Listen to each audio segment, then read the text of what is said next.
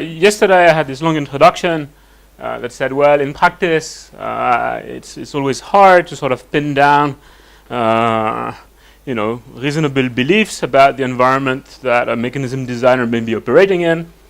And I laid out, two different routes to start doing that. Well, the first one is just give up and work in a worst-case scenario setting. And the second one is, that could happen before, is look at what data you might have naturally occurring in your environment, use that to restrict the set of environments, that you should be worried about, and then within that set, because you might have set identification of the environment rather than just point identification, do something that works for you, whether it's max, min, or Bayesian. And this paper, these are two very general approaches in some sense, and you could think of doing that in about any design problem that you look at. This is an example of how one might take this concern seriously in an applied paper about collusion. Okay, it lets me do two things. It lets me talk about this problem of inference. How am I going to do inference with naturally occurring data that's not very high quality data, because it's basically unverifiable complaints about crime or corruption. It also lets me talk about something that I think is really important when you do mechanism design, which is worry about collusion. Okay, in multi-agent mechanisms, it's very natural and powerful to extract, agents, not their beliefs about. To extract agents' beliefs, full set of beliefs, basically, which include what they believe about other people. Balázs gave an example. Kramer-MacLean says, well, if you extract beliefs in this way in a multi-agent setting, you can get full surplus extraction. I'm going to have a similar environment in the principal agent monitor setting, where the principal wants the agent to do something and he can get information that the monitor observes. But it's really similar. It's basically the monitor knows something about the agent and he can reveal it to the principal. Right? And obviously this is going to be less effective if collusion is possible. In the Kramer-MacLean context, you're extracting all the surplus from these guys. If they have a chance to collude, if it's a repeated game, that means that they have a lot to gain from collusion, right? Because otherwise you're eating all the surplus away from them. And that is an important worry to keep in mind when we want to do surplus extraction, thinking that our environment is a one-shot one, where really, the environment may be repeated. Okay? In the principal agent monitor context, you have two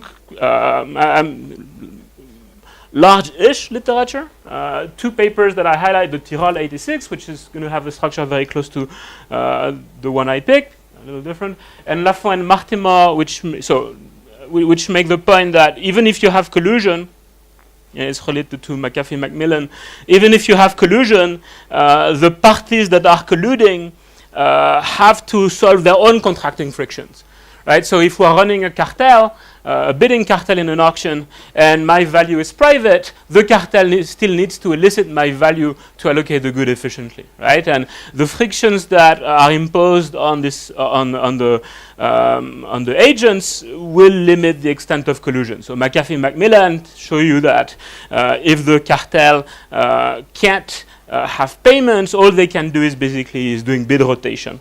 They allocate the good randomly, and they can collude very effectively. Here in this paper, we are interested in we start with a simple observation. So we are going to, here the form of side contracting is going to be very simple. It's the agent threatens the monitor. If something happens to me, basically if you rat me out, I'll break your legs. Okay, so here side contracting takes the very simple form of breaking legs or breaking kneecaps, which is, I guess, more standard. This is side contracting. This is a contract that says if something happens, then I take an action. Okay, and that's going to it's a form of collusion that doesn't have individual rationality on the side of the monitor. Typically, we impose individual rationality, whatever contract you have to you are able to opt out of. Here, when the you don't get to opt out of it.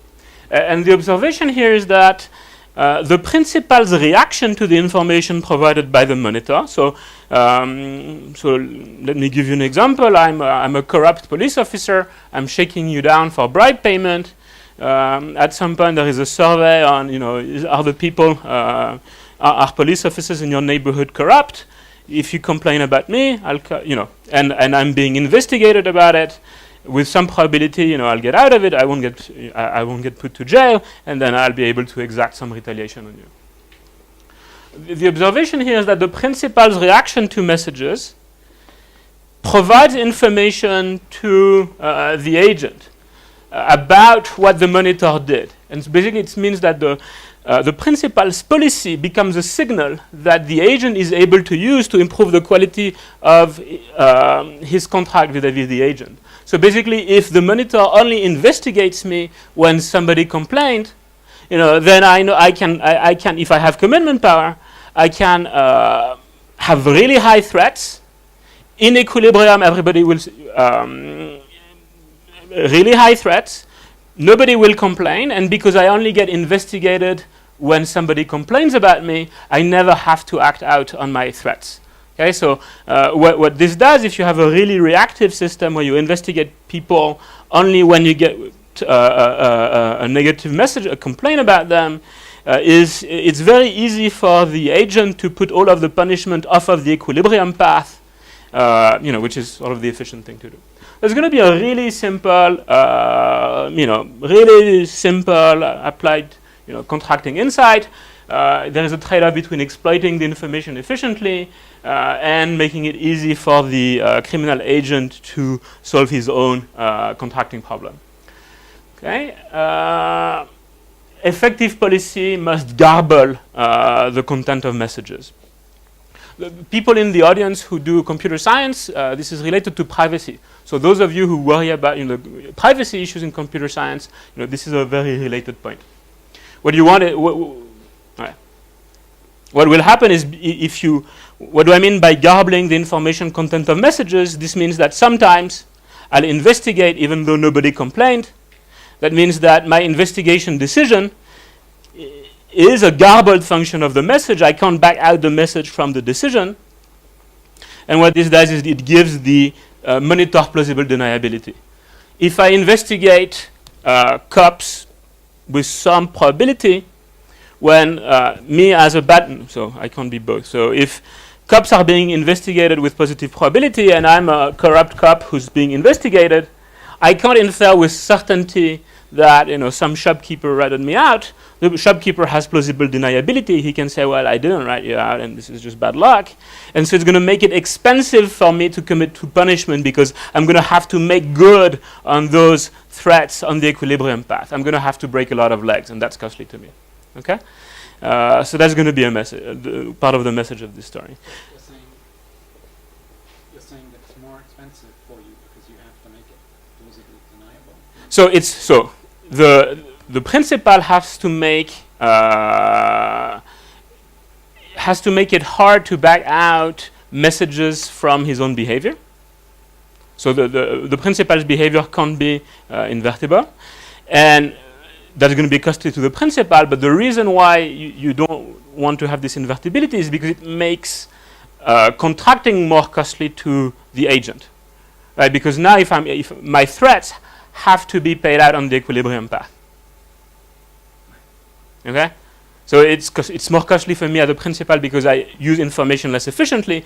But provided that it's also costly to the agent, then it might be worth for me to do. Okay, so this is going to be really simple. I've essentially told you everything there was to know about this. The part of the meat for me of this talk is going to be about inference, because this is a context where I'm telling you basically you should create plausible deniability. So you should. It's sort of a really hard thing to convince people to do, that they should throw away information. This is basically saying you should act even though you don't think there is anything going on.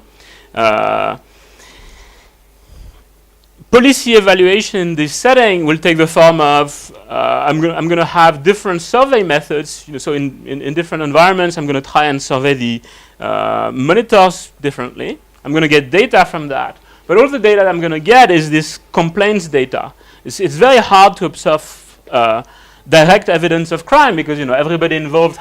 Because the criminals involved have incentives to mask it.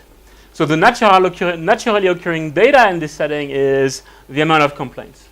Okay, and and that's going to be a very indirect measure of what's going on, because if you see no complaints, is it a sign of success that basically your survey mechanism is working?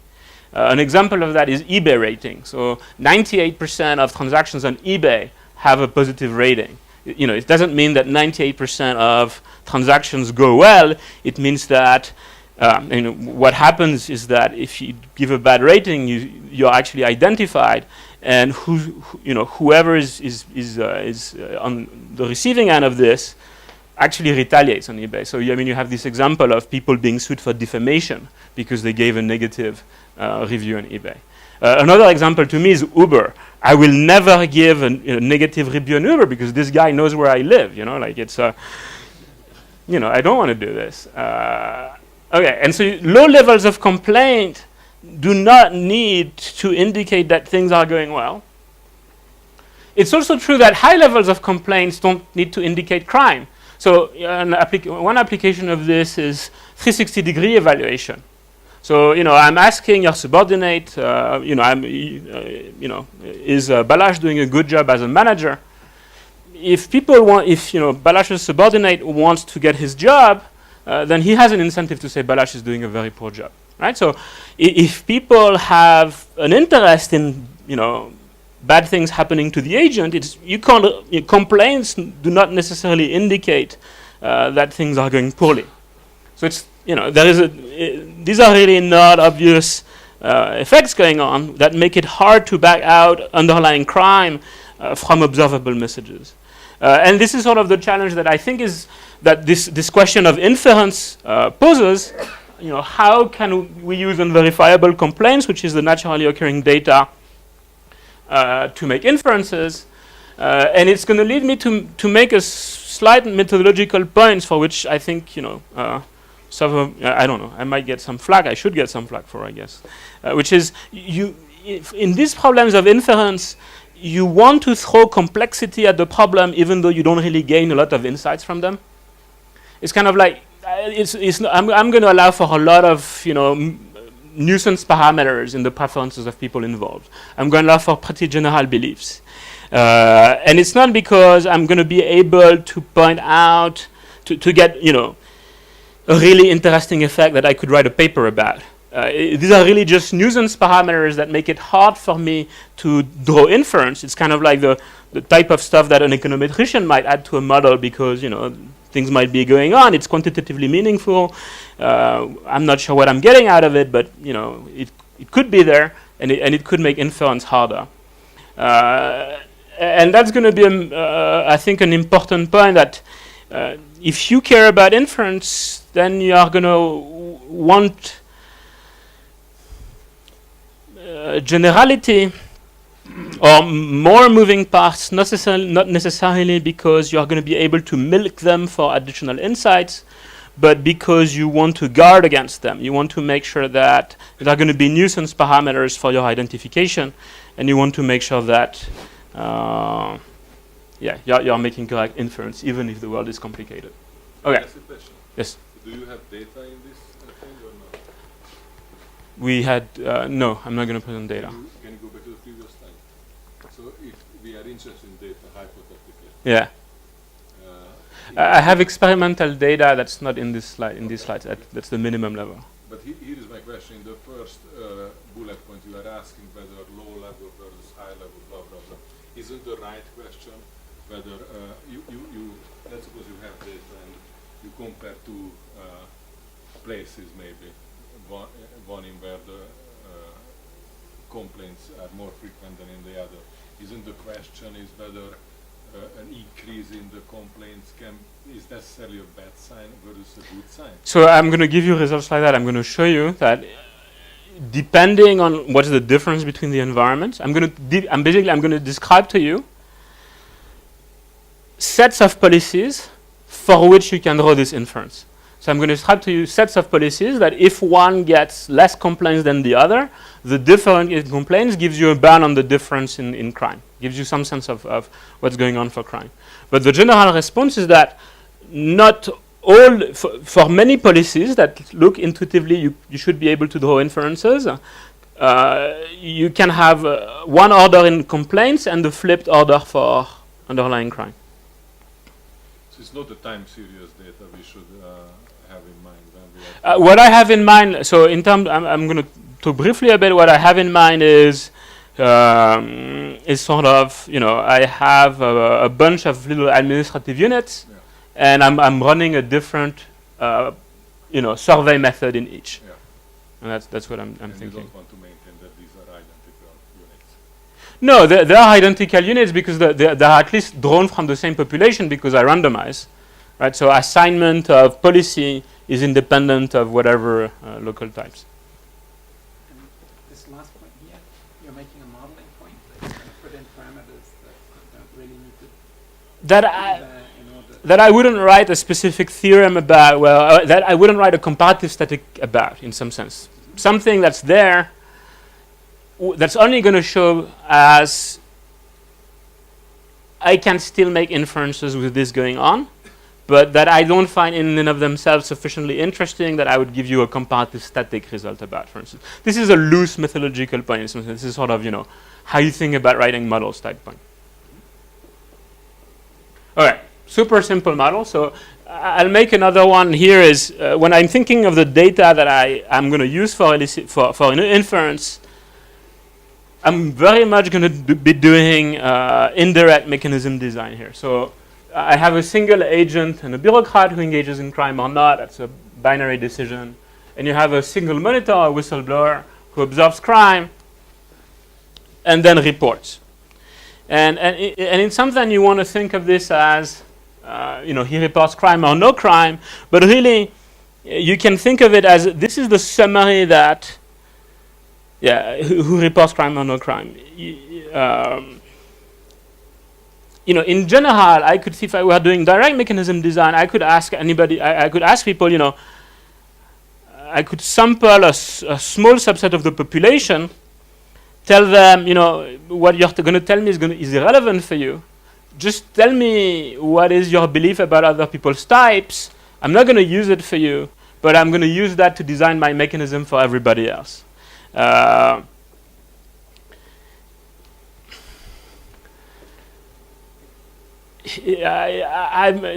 fact that I'm not doing this just reflects my uneasiness about the practicality of eliciting complex beliefs from people in practice, and that's it. So here I'm reducing it to something that is not just weakly incentive compatible, but is going to be strictly incentive compatible. Although you could do things with that too. More to the point, something that I think I could plausibly implement, and people are sufficiently familiar with that whatever I elicit from them is not going to be completely swamped by the noise of I don't understand what you're asking me. This is true. If you just elicit, you can always do this of elicit. Once you have access to many people, elicit the type space by just asking them and telling them it's not relevant for your problem. Then you get information for free, and then you can do mechanism design. Here I'm imposing this constraint on the. Basically, I'm looking at the indirect problem, and that captures this complexity. Here's going to be the policy dimension of interest, and I'm going to give you, it's going to look a little weird, but I'm going to give you a bunch of examples that say this is actually something that's plausible. What is your policy? The policy is going to be intervention, so you're going to launch an audit on the police department, or you're going to start watching the behavior of a particular manager. And the policy is the following. You intervene with a probability sigma 0 if you get the message 0, he's not corrupt. And you're going to investigate with probability sigma 1 if you get the message that he's misbehaving. Okay, so sigma m is the probability that the principal triggers an intervention following a message. I'm going to tell you about the time structure and commitment abilities in a second. The agent has the ability to commit to a punishment against the monitor, depending that it could be a policy. It depends on whatever observables the agent sees. Here in this setting, I'm simplifying this a little bit. The only observable is whether there is intervention against me. Okay, so I'll be able to commit to a policy that says if there is intervention against me, I punish you, and if there is no intervention against me, I don't do anything. Timing of commitment, the principal commits to an intervention policy, and then the agent commits to a punishment intensity as a function of observables. Two things. I won't talk much about this. It's going to... Yep? So does the agent observe the principal's decision? Yes, everything is... So the principal, the agent observes the principal's decision, the monitor observes the agent's commitment. If the principal doesn't observe the agent's commitment to punishing, otherwise he could just... or he's not able to respond to it, but he doesn't observe that. I don't know, what do you think that it's realistic to assume commitment in such a setting? So, in which one? For the principal or for the agent? For the agent, quite substantial. I mean, I'm going to cop out on this. I think in some settings it is, in some settings it's not. If it's an employment relationship and, somebody's my subordinate and I'm just a jerk to them, it's a repeated interaction. You're going to see me many, many times, repeated games commitment, Like, another point is, I think just preferences. When somebody rats me out, I feel angry, I have long genetic history of people, from the Mediterranean that forces me to be this way. So, why is the agent doing the punishment? I can't hear. The agent is doing the punishment? Of the monitor. I see. Right. Yes. Thank you. The principal chooses to intervene. One thing that I think is about commitment, which I think is a practical difficulty, is here I'm allowing commitment to mixed policies. Okay? And this, I think, is a substantial. You could have repeated games commitment for mixed policies, but this is funny, and in practice, we rarely see governments, randomize a little bit. You do, but we rarely see this happen. I'm gonna relate this to things that we observe in practice that are being used, which is this randomized response mechanism. But that basically, the point that I want you to take away here is that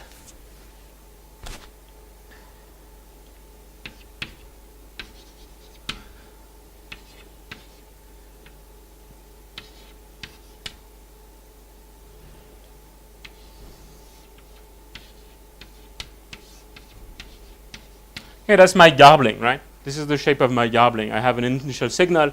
I have a response function. You could have the garbling done at the level of the principal making a decision, or you could just have the garbling embedded in the survey technique.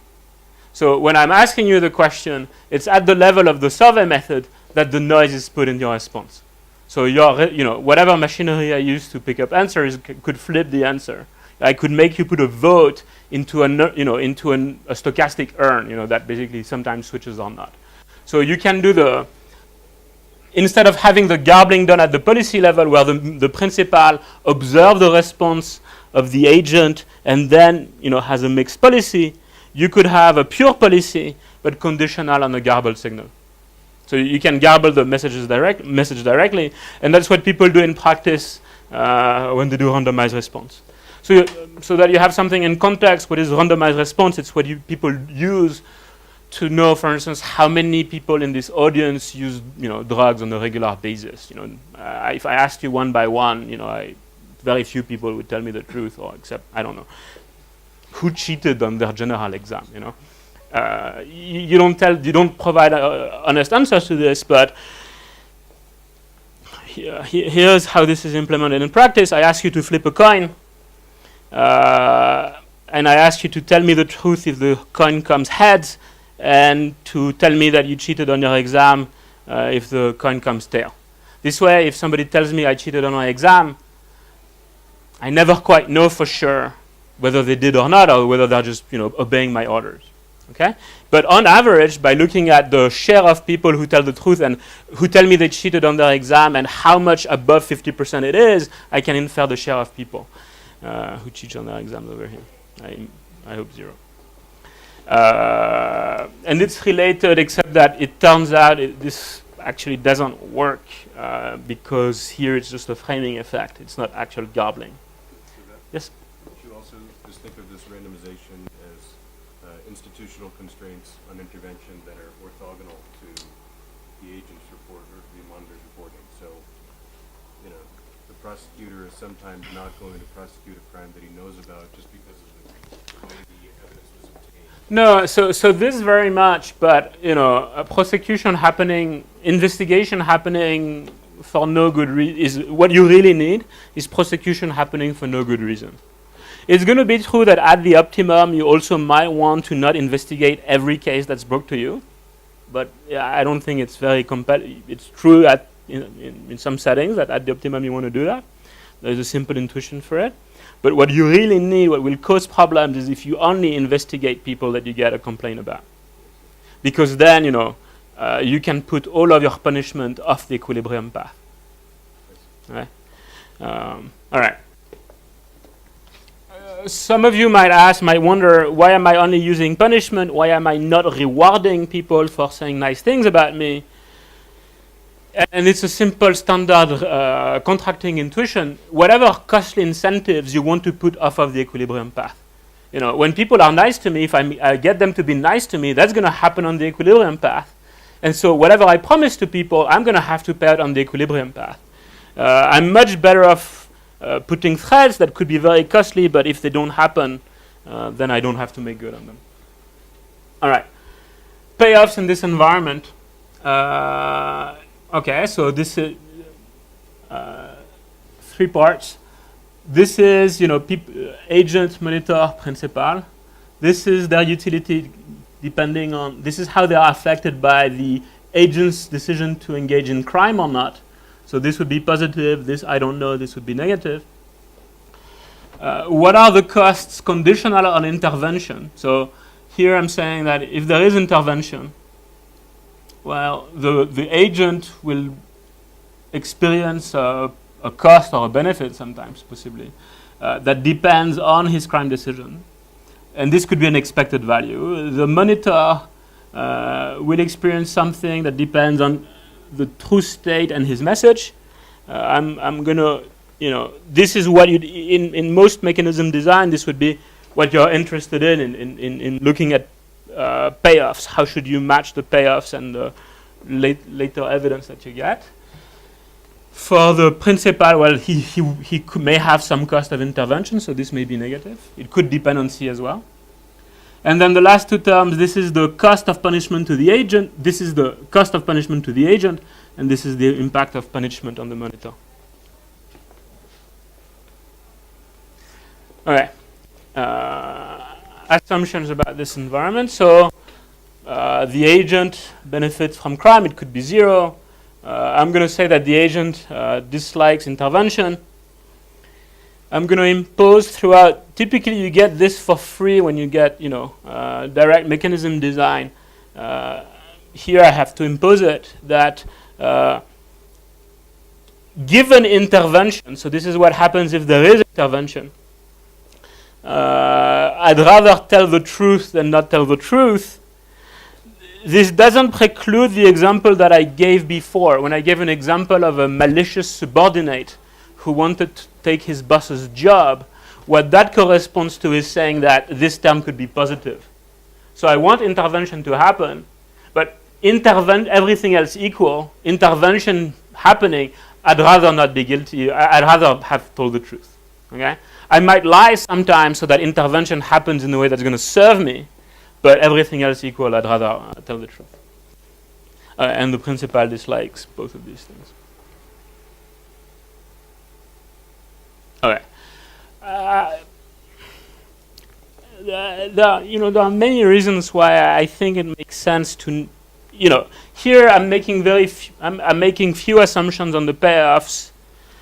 if you are thinking of, well, and really I'm considering as a policy the mapping from messages to intervention, if you wanted to do both, how should we intervene and how should the payoffs be designed? You could just think of what I'm doing as a nested problem where you're maximizing over payoff structure and intervention structure, but you can decompose that in 2 steps, and I'm just looking at that secondary step. It's just, in practice, there are a lot of limits on what you can do to punish and reward people. Typically you have to go through courts. If you're going to try and prosecute a bureaucrat, they're going to be entitled to some due process that you don't have a lot of control over. So this lets me not assume that the principal has access to a lot of degrees of freedom in terms of punishment. And here, payoffs are not something that I'm going to try to endogenize. They're going to be, like I said, a nuisance parameter for inference. Yep.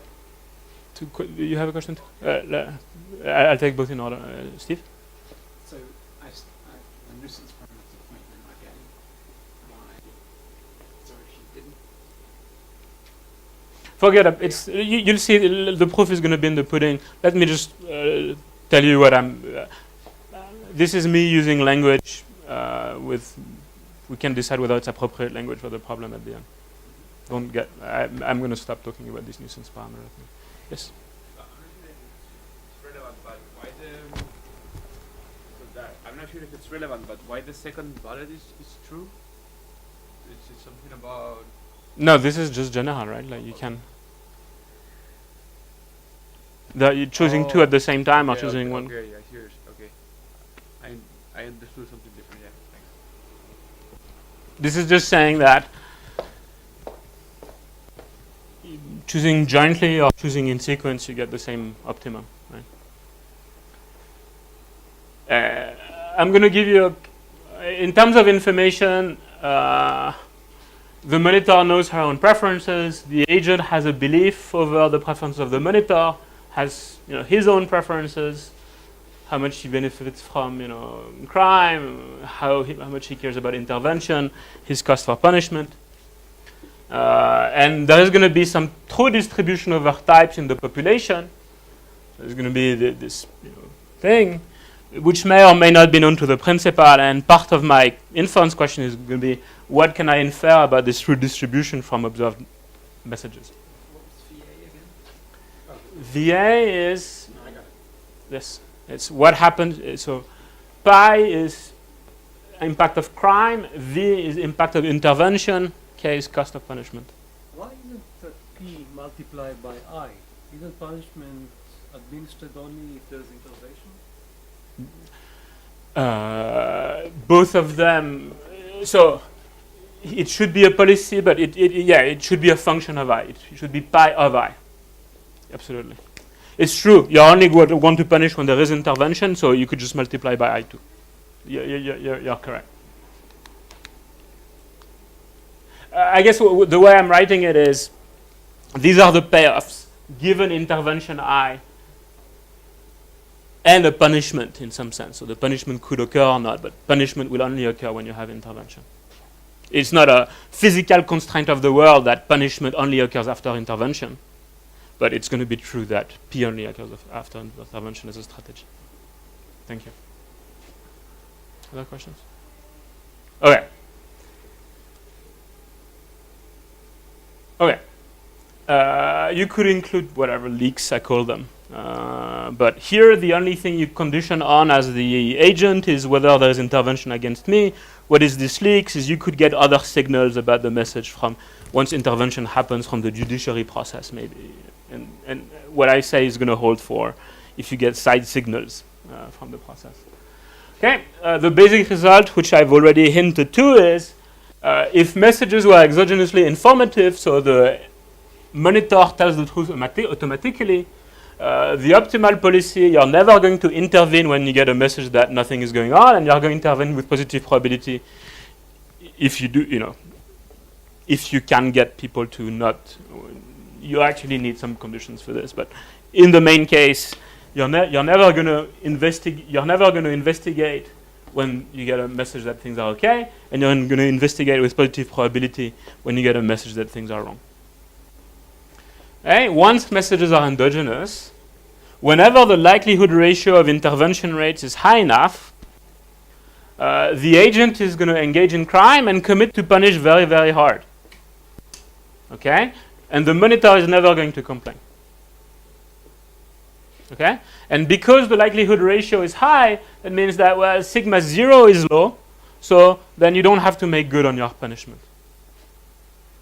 Okay? And this sigma 1 to sigma 0, you can think of this as, the likelihood ratio of the signal, which is the agent's intervention policy. Okay? What is the likelihood that I see intervention if the guy ratted me out? What is the likelihood that I see intervention if the guy didn't rat me out? Okay?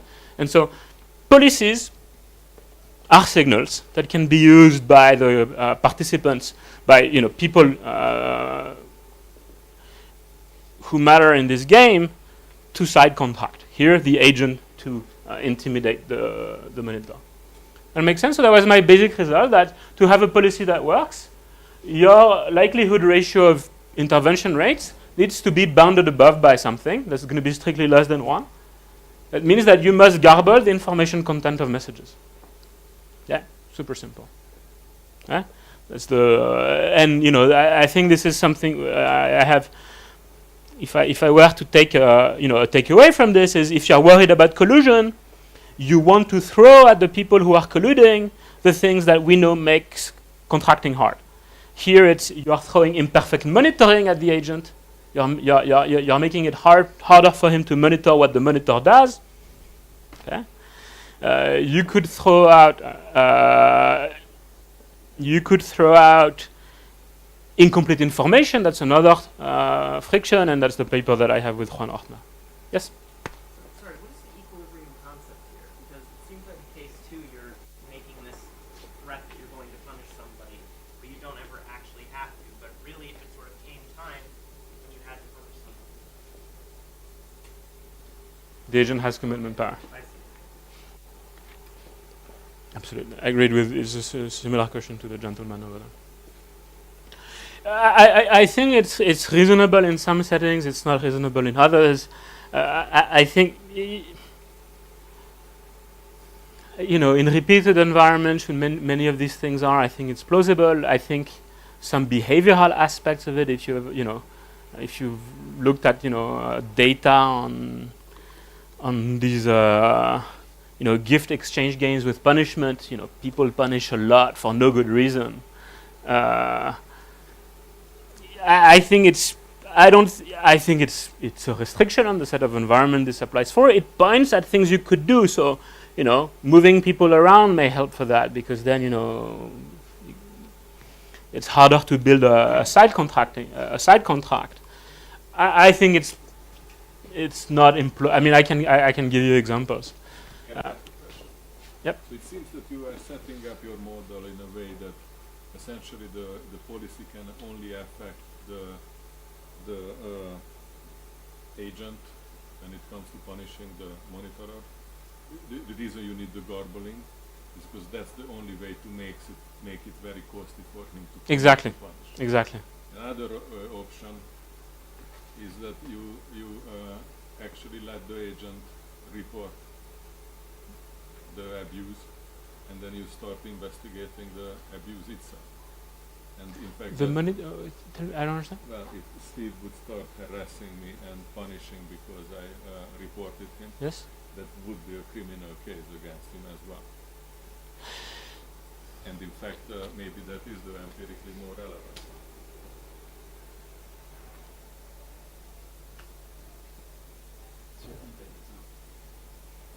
It's not my eBay example.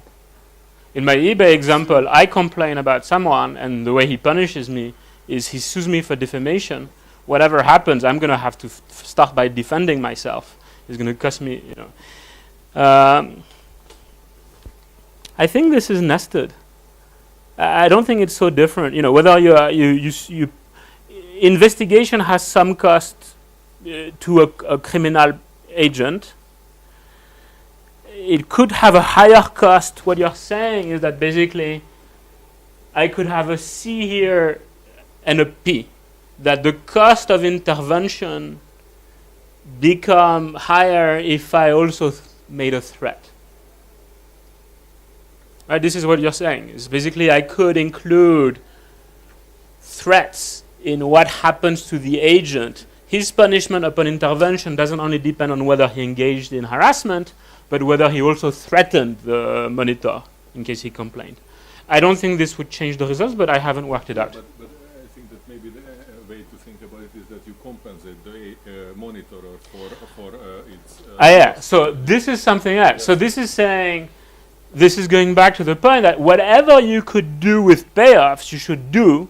There may be limits to that, and I'll talk about practically what those limits could be, but I agree with you. I'm not saying that intervention policy is the only meaningful instrument that you have in this environment. Payoffs are clearly, and people do that. So if you provide, actionable evidence that leads to something being recovered, you're gonna be entitled to, let's say, 10% of the recovered money. Right? Like that's the case out of. I mean, this happens. You could meet people who become rich on this. You also need to wear a blonde wig and live in somewhere in the middle of the U.S. for the rest of your life. But I'm going to come to you guys. What I'm saying is there may be limits to what you are feasible with payoffs, and do the best thing you can there. There will be this additional margin. Yep. I was just wondering if you considered a repeated game version of this, where instead of the incentive of the agent to punish being that he can commit beforehand, he can't commit, but punishes just to prevent monitoring. Yeah, I think if you, I mean, you can do. I think it's a perfectly valid way to microfound the assumption that I've made. You're gonna have you don't want to get into I think it's worth thinking about it. I think the following is a related and question that I'm interested in. I think the order in which IDED commitment happens is essential, and you want the principal to commit first and the agent to commit second. This is not something that you'd get if everybody was just playing a repeated game, because then you'd get a big set of equilibria, and who is going to commit first in some sense.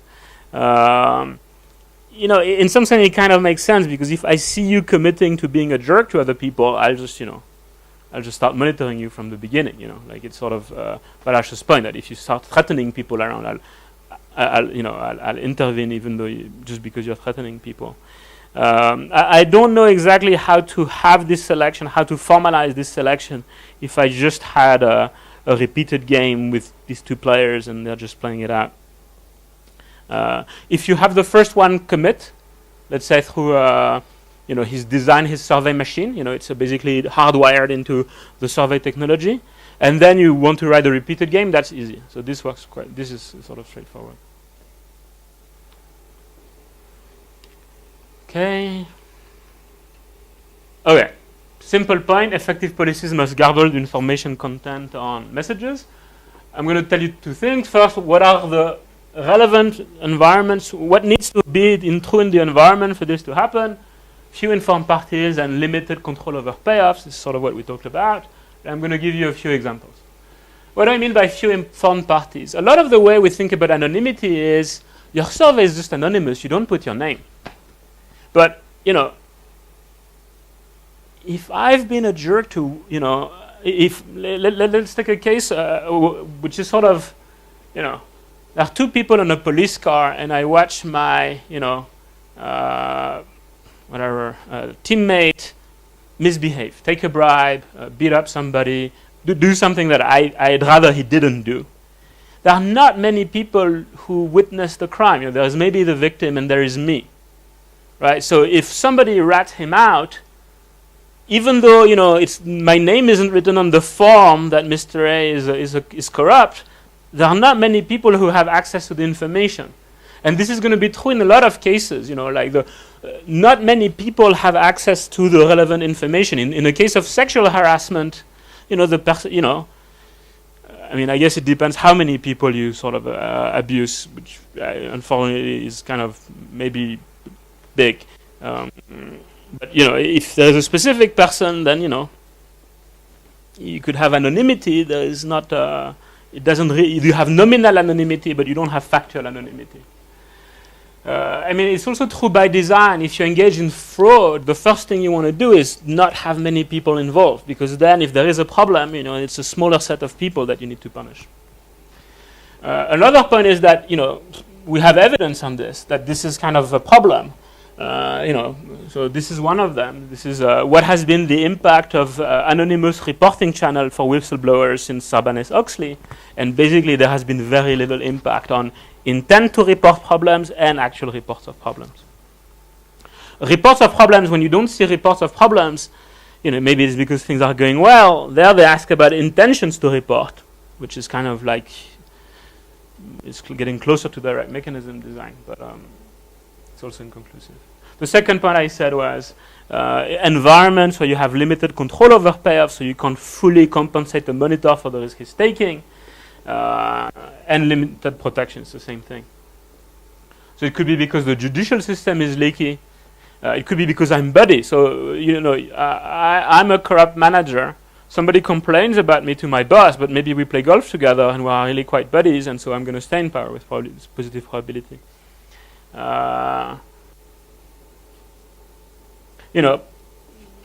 Anyway, I'm going to stop there. All right, examples, I gave you eBay, Uber drivers. I've talked about this one as well, organizational governance. A real application is e-governance or just governance in general, public governance in general. There is this really interesting project. So it's the Punjab Citizen Feedback Model, so whatever name. And it really matches the story because it's done by a small team of data scientists in Punjab, so a province of Pakistan. And all they have access to is data. And what they do is they send a signal to somebody's supervisor that there may be a problem or not. So they launch some kind of intervention. And then the judicial system, behind it, the organization decides what to do about it. There are consequences that need not be, that they don't have control over. In some sense, these are sort of institutional consequences. They may be good, they may be very bad, or they may not be so bad. What they get is, whenever somebody avails themselves of a public service, then they get a call, and they try to assess whether something wrong went through the call. It turns out not a lot of people like to complain about bureaucrats to other bureaucrats.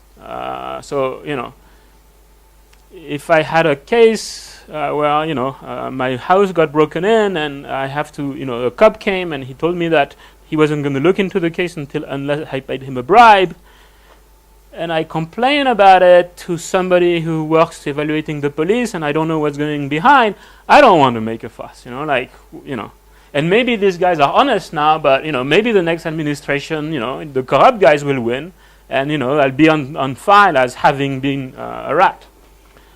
So they actually get 2% complaint rate, which isn't bad. So they have the the voice of the soothing voice of the prime minister call you first, and they give you examples of people who complain and got their money back. But so it's not bad. It's not great to estimate something when the if you think that maybe 50% of whatever. I'm not going to get into this. I think this is interesting if you in terms of organizational governance. Anyway, all right. What this is related to, whatever. I want to talk about this. This idea of plausible deniability is not new. So people who work in privacy in computer science think about it a lot. But this has a long history in sociology. So this is the Warner randomized response design. To tell you a bit, I told you the structure. So I want to elicit sensitive information from a population.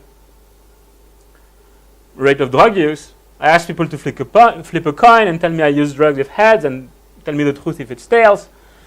If somebody tells me I use drug, I can never infer complete. If I think people follow my orders, I can never quite infer whether they use drugs or not, and so you get plausible deniability. And it's similar to this. It doesn't quite work because it's really a framing effect. So imagine I did this in an institutional context. The reason you're telling us this now is that this is something That's done in practice. that's done in practice. But this is something that people who are interested in something else, like whether people take drugs, just came out as a technique to find out. exactly. But here I want to now I'm basically what I'm doing is I'm putting this in an institutional context. And I'm saying there may be something wrong going on in an institution. It's sensitive information because there could be consequences for you. And so I want to elicit in a sensitive manner. What I'm going to say is that, these randomized response surveys, they were really done for one-shot surveys. And once you think about the equilibrium structure, you realize that it's just a framing effect and that they give you no actual protection. So basically here, all the garbling is done by the survey respondent. You're garbling because you're saying you looked at this coin flip. You are the only one to see the outcome of the coin flip, and you decided which message to send me. You are doing all the garbling, okay? So you could undo the garbling, and so in practice, so let's say that it's going to sound amusing, but let's say I'm forcing Balázs to work for me, to write papers for me, and he doesn't get credit, and he complains about this to someone. If Steve were controlling on me and saying, well, whatever, this is just not making any sense. If I'm a subordinate and I'm being asked to complain about my manager, the manager could say, well, he's going to ask you this stupid question. He's going to make you flip a coin, and he's going to tell you to say, ooh, my manager is corrupt with some probability if it comes tails, and then I'll get investigated automatically. Don't look at the coin. Just always say, I'm a good guy. Forget about this coin business. Just give the answer I want. This is just a framing effect. You've just added noise. You just added some, payoff irrelevant randomization device. Okay, it's not actual garbling. It turns out, so we ran this in experiment. We ran the horse race between just telling the truth, this funny design, and actual hard garbling where I flip the message by force. It turns out in the short run it's very, very good because what happens is the agent thinks the monitor is going to garble, but the monitor doesn't actually garble. So you have some kind of level K thing where the agent thinks the monitor is just going to follow the instructions, but the monitor doesn't actually follow the instruction. He undoes the garbling for the honest guys. The cost of this garbling scheme is sometimes you are going to investigate honest guys. Okay? And that's a social cost. So it turns out in the short run, this is actually exactly what you want. This is amazing because it's non-equilibrium. You get above equilibrium payoffs because, the agent doesn't make threats because he thinks the monitor is going to garble. The monitor doesn't actually garble. But of course, and that was if you add repetition to this, then you get to equilibrium, and then this doesn't work anymore. And this is why in an institutional setting you need this hard garbling thing. Okay. Could I ask you something that was on one of your slides? So on one of these literature slides, you say something about side contracting.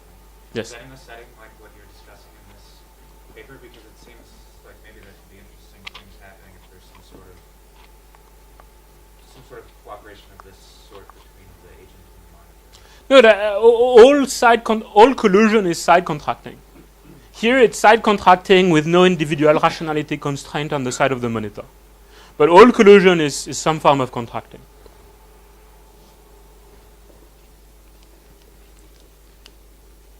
Okay, so now I'm going to talk about inference. So I've convinced people that they should garble their intervention policies, and now somebody's worried, but well, we have a lot of malicious subordinates who are going to complain about people for no reason. A lot of complaints may be shut down by threats. The mapping between complaints and actual underlying crime is not clear. How do we pick an okay policy? And I'm going to make I'm going to give myself a big, so a lot of resources. I'm going to allow myself to run a bunch of experiments. So you have many pairs of agents and monitors, and you run the policy experiment, so a different rate of intervention for message 0, a different rate of intervention for message 1, for different pairs. You only observe the messages, the complaints. Okay. So sorry, at this point, you could have gone and done some theory of working out what the optimum policy is. With a particular belief. I'm going to do it in the simple case, and then, I'm still going to have to do a theory about how they play in this game. It's just that I'm going to write this theory with the purpose of drawing inferences from message. I'm going to write this theory about how his behavior with the perspective, I can get a bunch of data points, it's just that what I can observe is not what I care about. Rather than write the theory about, like, I have a belief and I want to get the thing right on the first try. Okay? So I'm going to look at first at a simple case, and the message of there is going to be, how much time do I have? I have half an hour. This is going to be sort of brief because it's really just a rhetorical point to say that if you, and it's related to this nuisance parameter thing, I'm going to do it in a simple case. You're going to get a bunch of intuitive results that you think should be true in general. They're not going to be true in general, and then this is going to set me up to say, here's what you should do when things are more complicated. Okay? So I'm going to start with a setting with complete information about payoffs. I'm going to make the following assumptions. First, that intervention is dissuasive, so that if you intervene with probability 1, it's better to be honest than to be corrupt. I'm assuming that intervention is optimal, so you'd rather intervene with probability 1 than not intervene at all. Okay, and here are the ones, so this I'm going to keep, but here are the ones that are going to affect a lot of results. The first one is that intervention is gentle, that there is no cost for an honest agent. So if intervention doesn't do anything bad for an honest agent,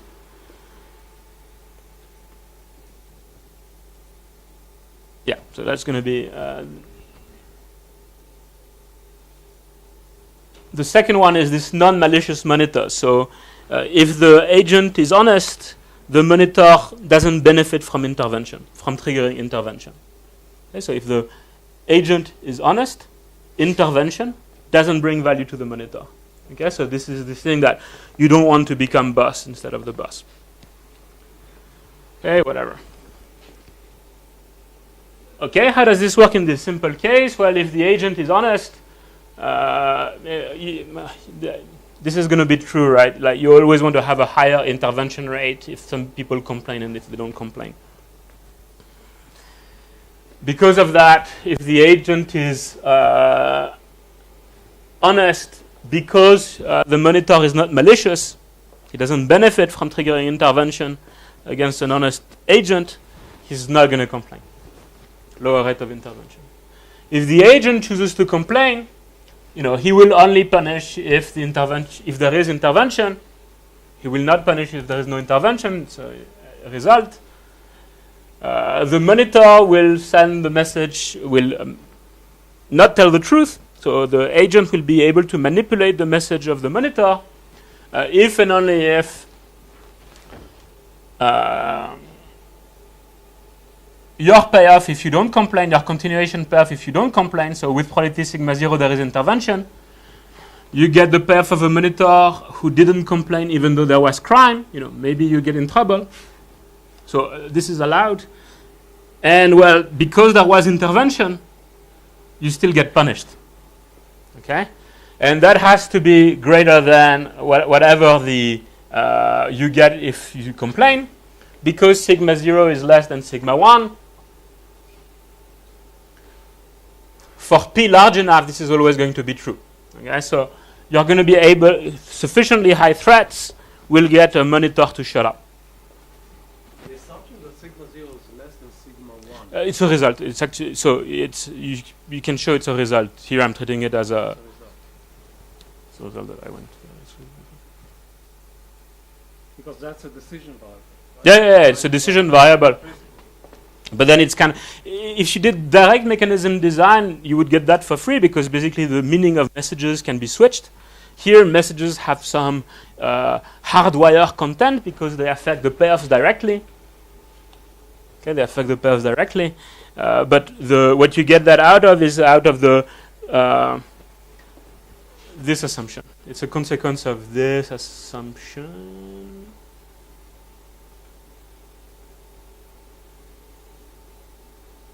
This. That everything else equal, you'd rather tell the truth than not. Okay.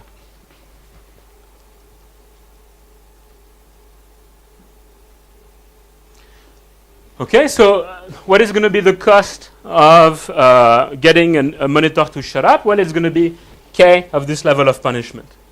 I'm going to a criminal agent will choose to induce to make the monitor stay silent if and only if, well, being investigated with quality sigma 1 and getting those consequences is worse than being investigated with quality sigma 0. You get those consequences, the same consequences, but you also have to make good on your punishment.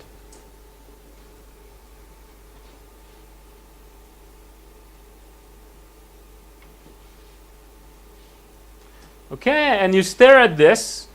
P1 is a function of lambda. So lambda, I've talked about already, lambda is the likelihood ratio of intervention rates. It's basically the information content of your policy. P1 only depends on lambda in terms of the policy. This decision only depends on lambda. Okay, so the decision of a criminal agent to get a monitor to shut up or not will only depend on lambda. It's going to depend on the likelihood ratio of intervention rates. Okay. So if I were corrupt, I would manipulate when the likelihood ratio is sufficiently high, and I don't manipulate below. If you manipulate, if you're in this region, you'll engage in crime. If the pairs of crime are sufficiently high, but also if the likelihood of, not that I'm fixing lambda, I'm fixing a direction. If the baseline rate of intervention, you can think of, I'm fixing a direction, and then I'm deciding how far I go in that direction. So you choose to be corrupt only if the likelihood of intervention is small enough. You're going to get some implicit function. You're going to get something like that. So if you're manipulating, you're going to choose to be corrupt if the likelihood ratio is sufficiently high. This is because I had a cost of manipulation. So that's why you don't have a line over here. And the higher the likelihood ratio, the cheaper it is for me to punish, because that punishment happens off of the equilibrium path. And then if I don't manipulate information, if basically it's hard to distinguish, there will still be a zone in which I choose to be corrupt and a zone in which I choose not to be corrupt. So basically, if there is no intervention, I might as well be a criminal. It's only if I get above. Okay? And then you can look at this. You can look at what crime is happening. Here there is crime. Here there is no crime. Here there is no crime. Here there is crime. And what messages are happening. Here nobody's complaining, nobody's complaining, nobody's complaining. And here you have this set where people are complaining. And the optimal policy is going to be here, right? Is you want to get to the lowest rate of wasted intervention, that you're intervening on people who are honest, that's still consistent with no crime happening. Okay, so that's going to be the optimal policy over here.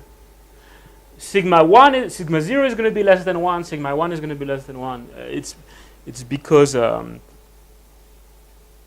if sigma 1 were to 1, you would increase the likelihood ratio. So you're helping when you go up, it looks like you're intervening more, but you're increasing the value of your signal, and so you make it easier for people to shut down intervention. So that's the optimal policy. One thing you'll notice is that this can be inferred from the set of from the graph. So if you only had the message information, this is the set of messages where you have messages equal 1. You know that you have to go to the top left point. Right? This is inferable. The optimal policy is a function of messages. Yeah? Whatever. Okay, inference about crime. So I'm going to consider pairs of policy. And here's what's intuitive.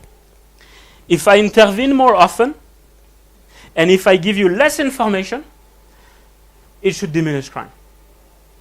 Right? If the likelihood of intervention rates goes down, it's harder to distinguish people who complain and people who don't. And if I just intervene more, there should be less crime. Here, when I moved in that direction, there could be more crime because there was more intervention, but the likelihood ratio was increasing. Okay, so okay, and it's very much true in this setting. The following are true. The first thing is, in this environment, because the monitors are not malicious,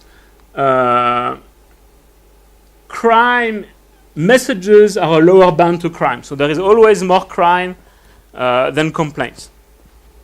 Crime gets unreported, underreported, it never gets overreported. That's because the monitor is not malicious. The second one is this intervention does reduce crime.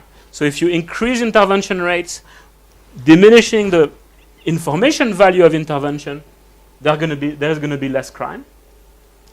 And the last one is that changes in complaints are informative of changes in crime. So if you integrated this model, but it's a bunch of, in each of the model, everybody has complete information. If you get less complaints, if the number of complaints goes down, the amount of crime goes down. Okay, so you can trust differences in crime rates as well. So coming back to your question, could I make inferences from changes in complaint rates? Yes, you can. In this really simplified model where the game between the agent and the monitor is a complete information one. Okay, so you can identify the optimum from non-verifiable data. That's this case, right? So here, m equal to 1, the best policy is over here. This you can't distinguish, m equals 0, m equals 0, you can distinguish, but you still get to this point. Okay, what becomes wrong once you start making the thing more complicated by having malicious monitors and by having intervention be painful? But again, can we go back to that inequality for a second? So how would you see that MA goes up? Yeah. MA is bigger than MB. Yeah. And why? Why would it be bigger? No, but if I see it, so under this payoff environment, for policies that are ranked in this way, that are placed in this way in my policy space, when MA is bigger than MB, I know that the crimes must be ranked in this way. These are all binary variables, right? So these are binary variables, but this also integrates, right? So if you integrate a bunch of models which have the same property, this will integrate. Yeah, I guess my point is that isn't it possible that there is another ANOPS? This is a very dinky model, and we shouldn't be using it for inference. I'm going to add 2 more things with which I can still make things work. And at the end of my talk, you'll be legitimate in asking, well, here are other things that are a problem, and I'll say, yes, this I can deal with. Okay, so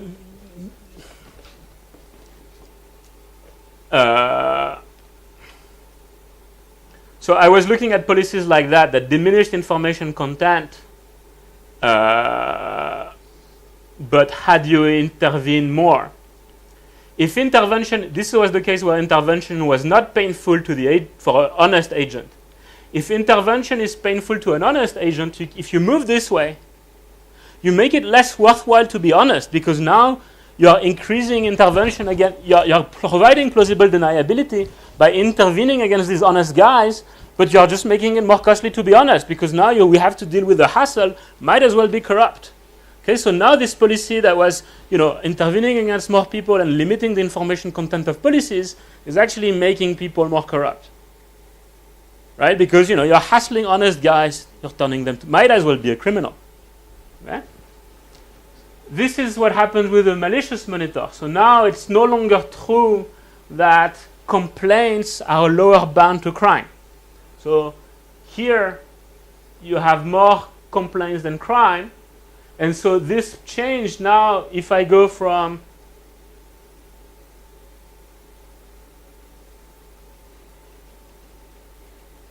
what would it be?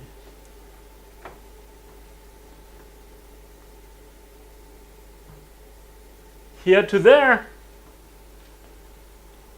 people didn't complain and now people are complaining.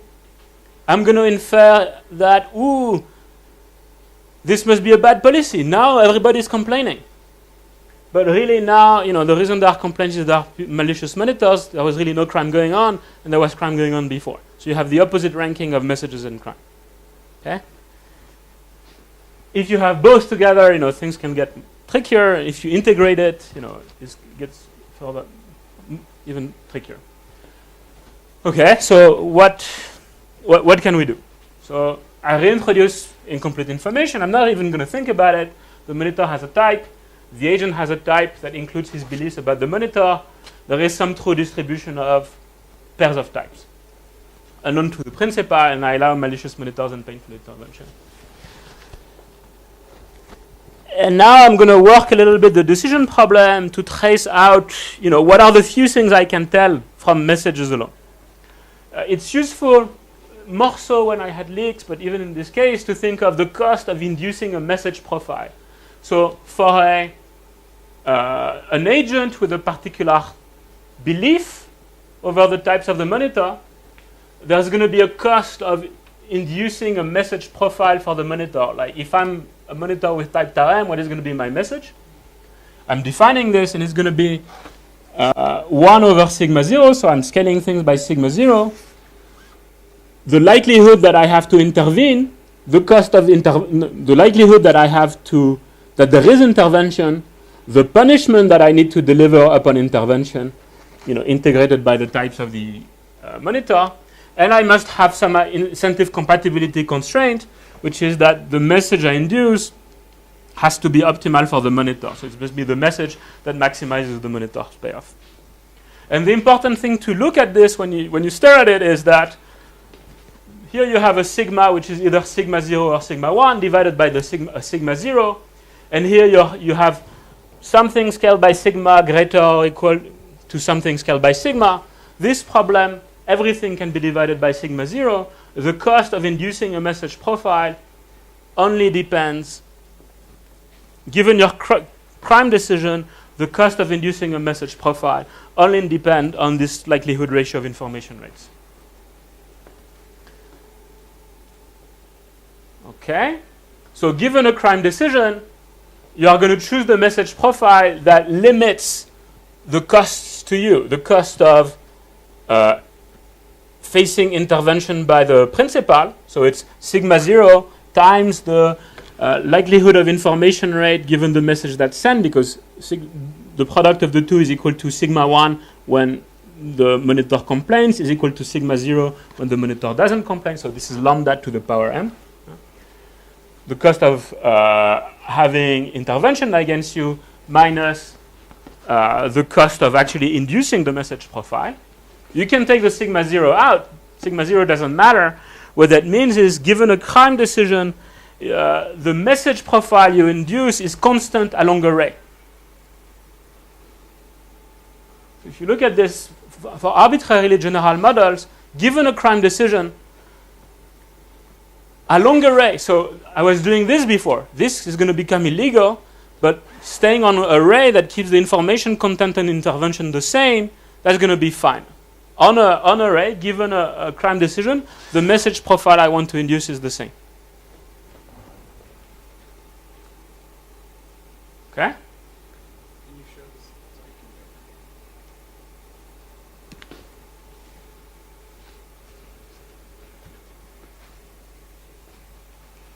The second part is you're going to have a long array. The decision to be a criminal is going to be monotonic. So what is my payoff if I'm a criminal? Well, I get the payoff from crime, sigma 0, and then this optimal, message manipulation problem over here. If I'm honest, it's sigma 0 times the optimal message manipulation problem by somebody who's honest. That's what happens when you have malicious monitors. Is you might force to have, even if you're honest, you need to keep them disciplined, because otherwise you're going to have investigation all the time. I don't think. Okay? And what that tells you is that, well, if it's true that I am honest for some sigma 0 along array, so if I keep lambda constant, well, since this term is positive, it must be that this term is bigger than this one. If sigma 0 increases, this is going to be even more true. Right? So this is saying that the set of profiles such that an agent engages in crime is star-shaped around 0. So if I'm not a criminal here and you move along array, I'm not going to be a criminal anymore. And if you integrate over the set of types, so this was for a given agent, but if you integrate over, this tells me that now that's a number between 0 and 1. This is no longer a binary outcome. It's going to have to decrease along array. So this is saying that it's star-shaped, that whenever I move along array, there is less crime. And when I integrate it, this is saying that crime has to go down. Okay, so I had these two results. Along array, I only change the messages I induce if my crime decision changes. Along array, crime has to go down. What that means is that along array, changes in messages tell me something about changing crime. Because I change my message only if my crime decision changes. And along array, crime has to go down. So if messages change by a lot, that means that crime has to go down by a lot. Right. Two results. First is data at a single policy. So the complaint rate at the single policy sigma is consistent with any underlying crime. So the set of distributions of types such that the equilibrium amount of complaint rates is the same as the observable one. So this is the truth. This is the potential model I could be in. This is the restriction imposed by the data. I live in a world with this observed complaint rate. The set of criminal level of crime consistent with this complaint rate is 0, 1. So a single policy experiment doesn't tell you anything about crime. If you take two policy experiments that are ranked this way, one has more intervention, but the likelihood of intervention rate is the same, then you get this result that basically the amount of the share of honest agents at policy B is bounded below by the change in complaint rates, and in vice versa. The amount of crime at the first policy is also bounded above by the change in complaint rates. If you use this, so now you have this bound on crime. So if you use this as your, let's say this is the crime. It's not actual crime, it's a bound on crime. If you use this to design your optimal policy, so you choose the optimal policy with this as your metric of crime, you get something that's undominated, which is exactly optimal in some settings. So it's undominated with respect to the true distribution. The message is the following thing. What you really need to happen is you first want to find a policy where you want to go from moving along array. You want to go from a situation where messages change a lot. And basically, you want to go from a situation where first people complain a lot, and then they feel okay, then they don't complain anymore. What I'm saying is, start relative with low enforcement rate, give them enough plausible deniability that they start complaining, and then ramp up enforcement. Okay? This is basically the message of how you'd go from observable, unverifiable data, these complaint rates, try and find a policy that case kind of okay. All right? And there are difficulties with this, like, this is a case, for instance, where there are no fixed cost of threats. I'll come to Sorry, I'm deaf. You are assuming that there is the cost of the intimidator, the criminal is increasing with the size of the punishment, but below some threshold, if his cost is very, very low, maybe this policy is not I'm not assuming anything about K, actually. I'm not even assuming that K is increasing in P. Nothing could work. It could very well be that you get crime everywhere. Nothing could work. But I'm not making assumptions much about K, because, if a low punishment is more costly than a high one, just don't use the low punishment. What I'm assuming, though, here is that the cost of threats are only paid after intervention. So if there is no intervention, you don't pay them. If you had fixed costs of making threats, Not making threats, like you said, after the implementing the inequilibrium, the more you have to apply the threats, the costlier, right? Now, but if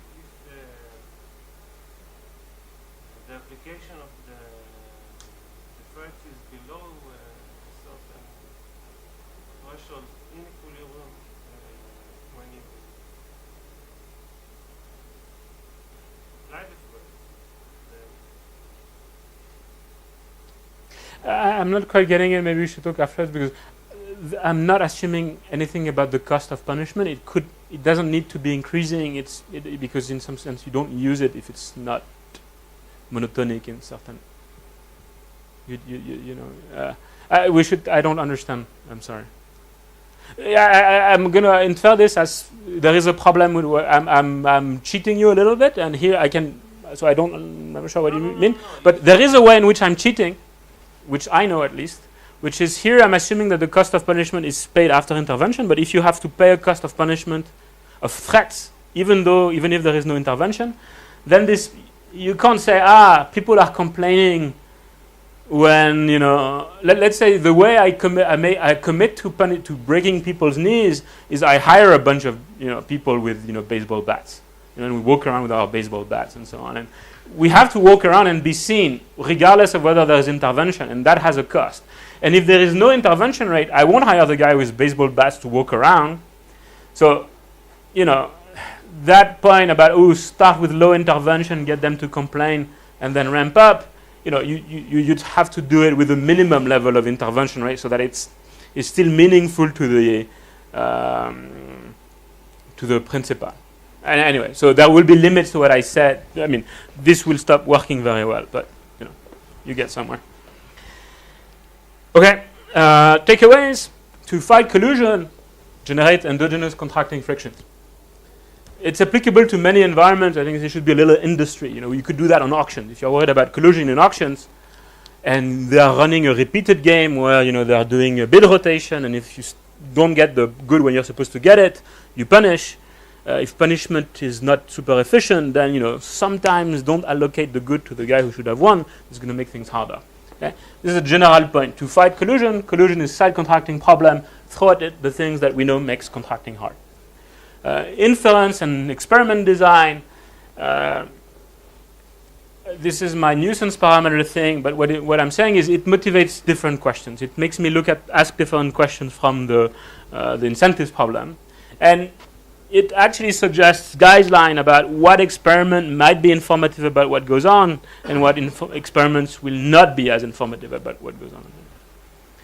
And so I think you should. Those of you who don't have who haven't graduated should take an IO class. This is basically a poor man's version of IO, and this is what good IO people think about. You should take an IO class, and bring it to your mechanism design problem.